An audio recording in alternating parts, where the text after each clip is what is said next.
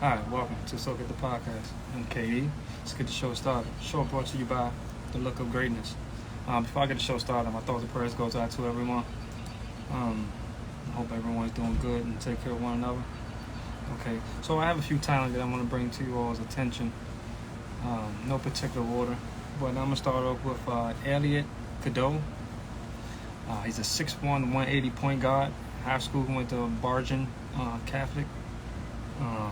Link Academy as well. College, he plays for North Carolina. He's age of 19. He's a Brooklyn, New York, Brooklyn native. A little background on him. He's a 5-star recruit and was one of the top players in the 2024 recruiting class. He's talented. He's very talented. Give me one second.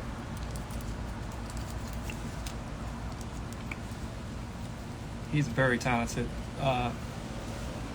He has star qualities in his skill set. He's very skillful. Continue to ISO. He get his teammates involved as well too. But when it's one-on-one, it's ISO. He can definitely dominate. More than that, he's very agile. He got great footwork, and he can finish at the rim. Like he can really finish at the rim for 6'1". He plays a little above the rim. He facilitates the game. He can possibly work on his jump shot if there's something for him to, grow into. It's his jump shot. So at the end of the day, he's ready right now. As I said, he's at North Carolina right now. He's having a good season so far. Just need to find a little bit more consistency. Continue to stay involved in the game. With his scoring, whatever it may be, facilitating the game or the playbook. But he's a star. He has star qualities, and I'm looking forward to him in the very near future, whatever professional league that he plays in. Something to be reckoned with. Okay, next on my radar is Marcus Johnson, 6'1", 175 point guard. High school is Garfield Heights, City, Cleveland, Ohio. He's a class of 2026. So a little background on him. He's a 5-star as well. ESPN ranked him number 12 hooper in the country, number 1 player in Ohio. He's a baller. I know when I speak about these talents, and you say, "Oh, this person's a baller." They are ballers. Like they're on my radar. So they definitely can hoop. Not hoop myself, but that's another story. Don't worry about it. But he's very talented, very skillful, as well for 6'1", around the same height and weight as the previous talent. Finish around the rim, could create his own shot. He's very agile. He has a way about how he go about his game that can throw a defender off, if that makes sense. Like far as if you think he's gonna do one move, he got another move for you, to counter your move. And yeah, every athlete should have counter moves, but some just have that natural instinct, just to know how to do, the footwork and counter whatever defensive scheme that you have for him. He's, like I said, he's very talented, very skillful for his 6'1" frame, and I look forward to him in the very near future. Whatever profession that he chooses, he's going to be a name that's going to be reckoned with. The names are definitely going to be hearing. Last but not least, Cameron Scott. This is a 6'5", 165 shooting guard. High school, Lexington City, Lexington, South Carolina. Class of 2024. A little background on him as well. Ranked as the nation number 44 recruit in the class of 2024 by ESPN. He was the 5A region 4 player of the year, as well as the Max Preps player of the year in South Carolina. Little statement from, I believe, his high school coach, Ben Lee, said that he can score from anywhere. He has a great length and a great defensive anticipation. I don't think there's anything in the game that he can't really do. That sums it up for me as well. That's what I see on film. 6'5", 165 shooting guard. plays both ends of the basketball court. Coach said it. I know talent.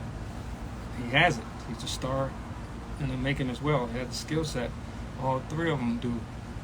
So I look forward to Cameron Scott in the very near future at whatever profession that he chooses to hear his name called a lot, you know. So if you all keep your ears and eyes open for these particular talents, you're going to be hearing a lot from them. I'm going to talk a little bit about the NBA. Now, NBA, Stephen Curry. But before I go to that, as of late, the NBA, the game has changed tremendously, right? Just the flow of the game. How they go about playing the game in the NBA, it's a little different compared to, you know, when I was a young man growing up, you know, watching the likes of Michael Jordan, just to name a few, you know, Olajuwon, Shaq, Kobe, God rest his soul. It's a lot of people, Barkley, you know, you would say Rob Roy, you know, for the people that feel some type of way about Rob Roy. But just to name a few, that game was played a certain way and coached a certain way. It was more of appreciating the art form of basketball. Now it's just a popularity contest in the NBA. I mean, no disrespect, but I'm just saying that's what it is. That's what it seems. It's like more ISO than ever before. They have coaches, but they acting like the coach is not coaching. You have players actually coaching. You know, King James actually a coach. For most teams he's been a coach.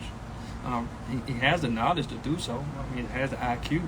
So it makes more sense that he might know more basketball than the actual head coach. And that says a lot right there, just with that. So, you know, just with the NBA, I want to speak about what Steph Curry is doing. As of right now, it's a few players that's on my radar that's MVP contentions to the MVP this year, been in the vote or been on that list as a possible MVP candidate. But Steph Curry became the first player in NBA history with 7+ 3-pointers in 4 straight games. The greatest shooter of all time, if you ask me. You know, all this other stuff about him being a top 5 player and all this and that, that's a never-ending conversation. So many great players, right? Well, he should be in a conversation of being one of the best players, period. No matter what positions that they play in the NBA or in their professional career. Steph Curry's name should definitely be brought up. Now, to each his own. But the other candidate on my list that's MVP watch is King James, of course, Luka from Dallas. Anthony Edwards is playing out of his mind for the Timberwolves. And Trae Young, I mean, it seems like every year his stats go up, his numbers go up in almost every category. I believe he didn't make the All-Star game, but that's another popularity vote, but that's okay. But the numbers shows that Trae Young's been improving in almost every category in his career. They are very talented players that I just named. And like I said, I named those few players, and I won't be surprised if any of those players be MVP this year. Rookie of the Year, the first pick, Victor Wembanyama, however you pronounce his name, sorry, no disrespect, but Victor, the first overall pick for San Antonio, Wembanyama, that's how you pronounce his name. He had 27 points, 14 rebounds, and 10 blocks the other night. 27 points, 14 rebounds, and 10 blocks. That's Rookie of the Year right there. Got my vote. Clear-cut favorite. I'm going to do a recap of the Super Bowl. But before I get the recap of the Super Bowl, which were the teams, the 49ers and the Kansas City Chiefs, my thoughts and prayers goes out to everyone that was at that parade, Kansas City parade, the shooters and everything. That's unfortunate that took place. Seem like it's everywhere. It seems like it doesn't matter where you are. You know, you just gotta be mindful of what's going on around you. But the recap of the Super Bowl, I picked the 49ers to win. I was close on the score, just the wrong team that actually won. But to have a recap on that game, the refs allowed them to play more, allowed the players to play, and they was playing. The game was pretty good. It was one of the best Super Bowls that I've watched. But the play calling for the 49ers, Kyle Shanahan, which is the offensive coordinator, it seems as though he's in a tough shell of his own. Like he's very smart, but I believe he's allowing his smartness to get in his way. I've counted, I believe the last 4 drives for the 49ers, either leading in the game and or even, you know, the game was tied. The last 4 drives, he called pass plays, and I believe one of those drives he completed one of them. You know, to the quarterback, throwing to the receiver to actually convert it. But why not run the football? You know, the clock was against the opposing team, which was the Chiefs, and you throwing the football stops the clock. Now, it was said from his previous Super Bowl appearance, Kyle Shanahan was San Francisco as the head coach and as an offensive coordinator for the Atlanta Falcons. He had the same problem, and then he did it again against the Kansas City Chiefs. And now they fired a defensive coordinator. San Francisco did. I don't think the defense was the problem. Like, San Francisco was one of the best defensive teams this year in the NFL. And I believe in the playoffs as well, too. The other one I believe was the Chiefs and the Ravens. Why are you blaming the defensive coordinator? You got to take blame for yourself. You got to hold yourself accountable. It wasn't the quarterback's fault. I believe the Garoppolo, the last Super Bowl, you know, he could have played better, but I believe Purdy didn't have any turnovers. He did what was told and asked of him. It was play calling. Man, it was at 10 points. Again, it's just Kyle Shanahan has to be accountable. Should hold himself accountable for the outcome of that game. I know he's probably wishing he could have done something different, but it seemed like, you know, one's coincidence, two is coincidence, and the third time is a pattern. It's the third time it's a pattern, and Mahomes showed you that, you know, if you want for Tom Brady, he's the greatest. He has shown you year after year that he's not to be messed with, you know. They are going, the Chiefs going for a three-peat. Looking like the favorites so far. So, the Commanders, like we talked about the Commanders. The Commanders, I believe, have finished hiring their coaching staff. This coaching staff that they have acquired, contingent to the coaches that were previous head coaches, whatever respectable position that they held with other organizations, it seems as though they are overqualified for the position they took over for Washington Commanders. Now, that shows to me that they're willing to come here, even if it's a lateral position move, that they want to be part of something that's new. And they believe that something new is cooking up here in the nation capital, you know, DMV area, for lack of term. So Anthony Lynn, former Chargers head coach, most recently was with San Francisco, joining the offensive staff. I believe he's the running back coach. That's a major pickup. Like, I believe he was assistant head coach, if I ain't mistaken, for San Fran. But he's a running back coach. He's definitely going to help bringing that San Francisco type style, Kyle Shanahan system over here, you know, in the nation capital.